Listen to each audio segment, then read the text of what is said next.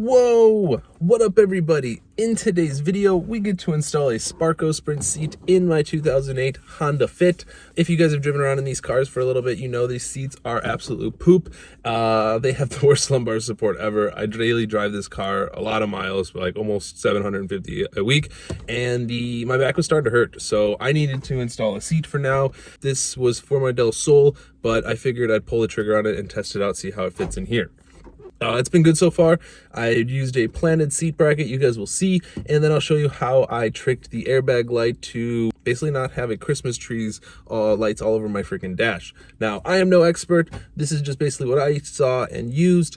Use your best judgment, do your due diligence, and I just found a forum from 2011 that it worked. It's pretty cool. I use like a 2 ohm resistor and trying to find the wiring diagram to see what exactly I bypassed.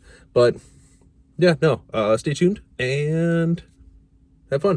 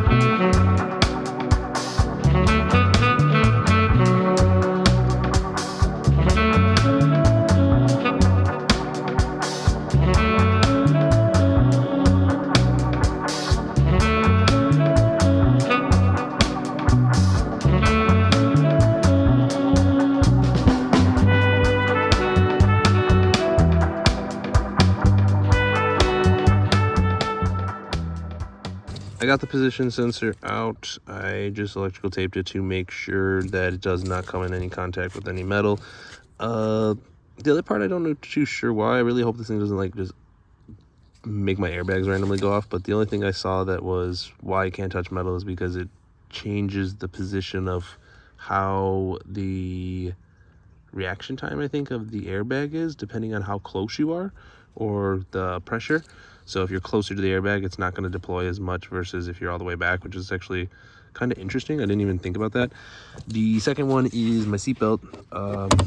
I got that guy going in, so I just kind of use the OEM shoulder bolt. Now this is not an M10, this is actually like 7/16 by 20, not the 14, 7/16 by 20. I was sitting in the M10 section like, come on Jimmy, come on, but it was not doing it. So got a locking nut on that, but I still got at least some play in this thing, so that way I'm not gonna be tight on anything. But this thing's not going nowhere. Now the final thing is I need to do a 2 ohm resistor to jump the SRS. I just ordered some of those, so there should be those Thursday. You'll see me just cut over to the like boop boop next time. But this is pretty much what I got so far. Now I just need to zip tie this and like clean up this back harness a little bit, but I also ordered some side brackets as well to get some more adjustment, because realistically right now I'm sitting a teeny bit too low. It's not bad, but I would like about another 1/2 inch or an inch raise, and then this thing would be like ideal. So yeah, no, that's freaking done. Party. Let's see.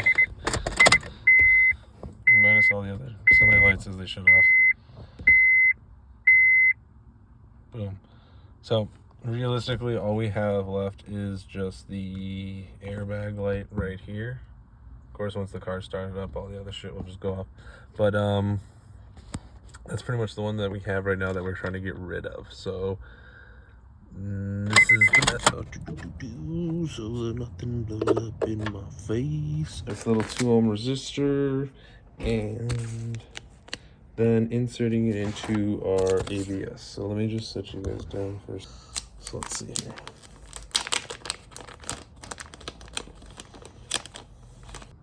There we go. Little 2 ohm resistor. So let's go do it. We got our SRS thing right here. It's gonna go. Let me make sure my photo is correct.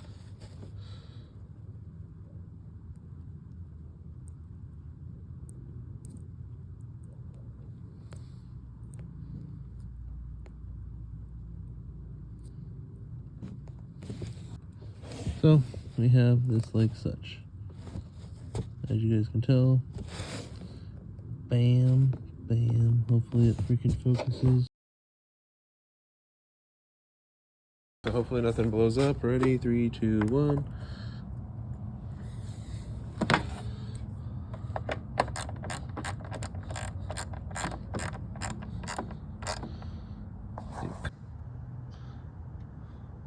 All right. Now let's see what happens.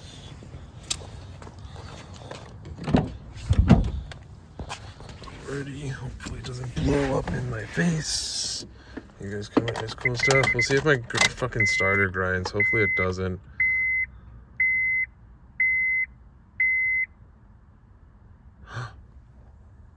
Oh, it popped up. Let's see.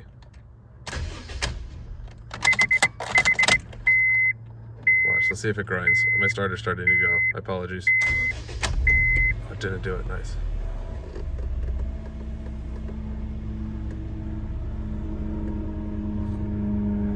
Is it gonna stay on? Is it gonna pop off?